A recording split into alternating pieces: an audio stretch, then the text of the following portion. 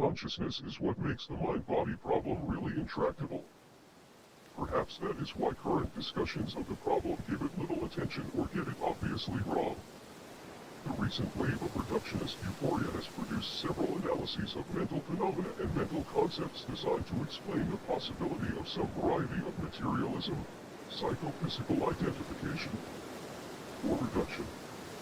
But the problems dealt with are those common to this type of reduction and other types, and what makes the mind-body problem unique.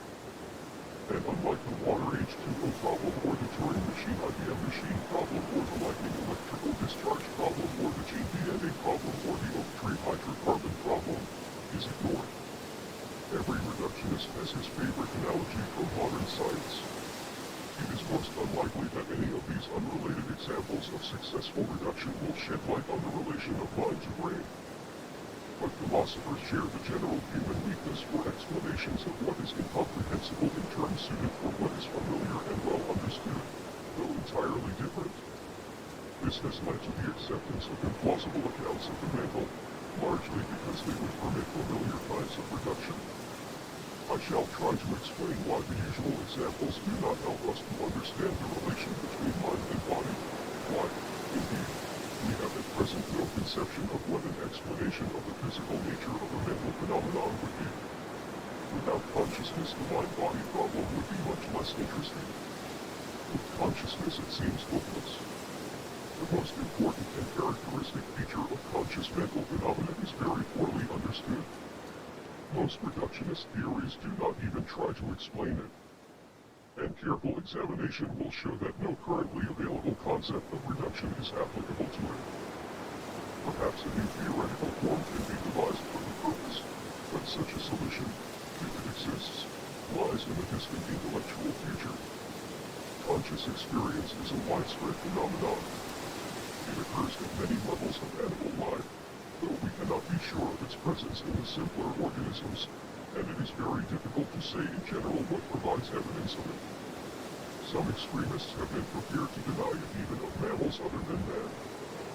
No doubt it occurs in countless forms totally unimaginable to us, on other planets in other solar systems throughout the universe. But no matter how the form may vary, the fact that an organism has conscious experience at all means, basically, that there is something it is like to be that organism. There may be further implications about the form of the experience. There may even, though I doubt it, be implications about the behavior of the organism. But fundamentally an organism has conscious mental states if, and only if, there is something that it is like to be that organism, something it is like for the organism. We may call this the subjective character of experience. It is not captured by any of the familiar, recently devised reductive analyses of the mental, or all of them are logically compatible with its absence. It is not analyzable in terms of any explanatory system of functional states, or intentional states, since these could be ascribed to robots or automata that behave like people though they experience nothing. It is not analyzable in terms of the causal role of experiences in relation to typical human behavior, for similar reasons. I do not deny that conscious mental states and events cause behavior, nor that they may be given functional characterizations. I deny only that this kind of thing exhausts their analysis. Any reductionist program has to be based on an analysis of what is to be reduced. If the analysis leaves something out, the problem will be falsely posed.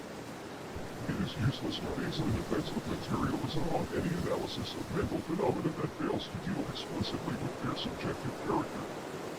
For there is no reason to suppose that a reduction which seems plausible when no attempt is made to account for consciousness can be extended to include consciousness.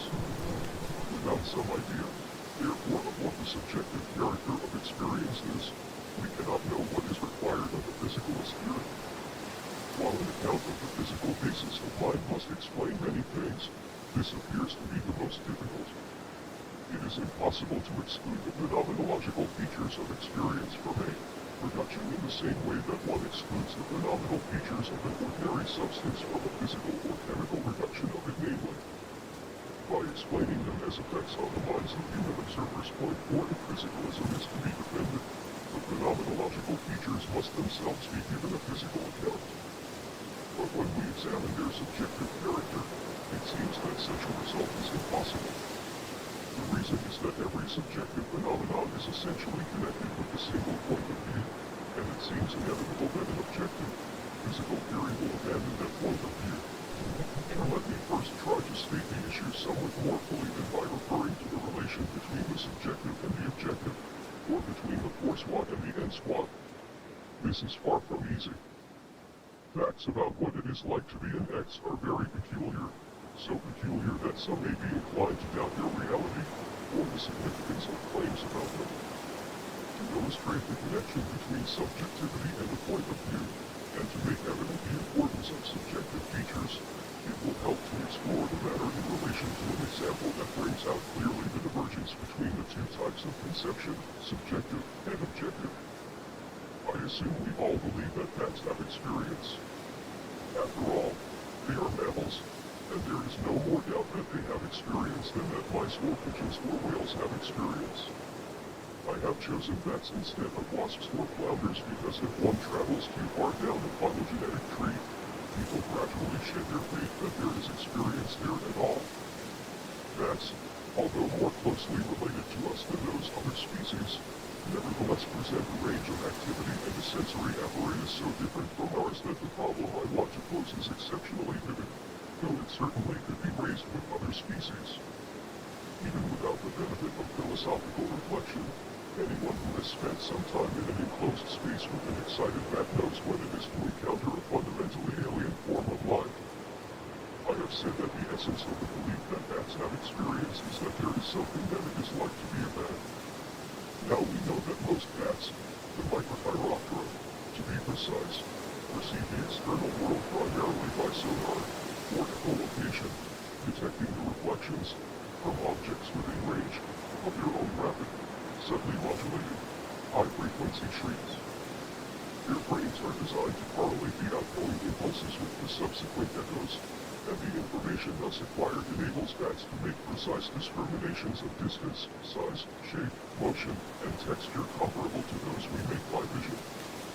But bat sonar, though clearly a form of perception, is not similar in its operation to any sense that we possess, and there is no reason to suppose that it is subjectively like anything we can experience or imagine. This appears to create difficulties for the notion of what it is like to be a bat. We must consider whether any method will permit us to extrapolate to the inner life of the bat from our own case, and if not, what alternative methods there may be for understanding the notion.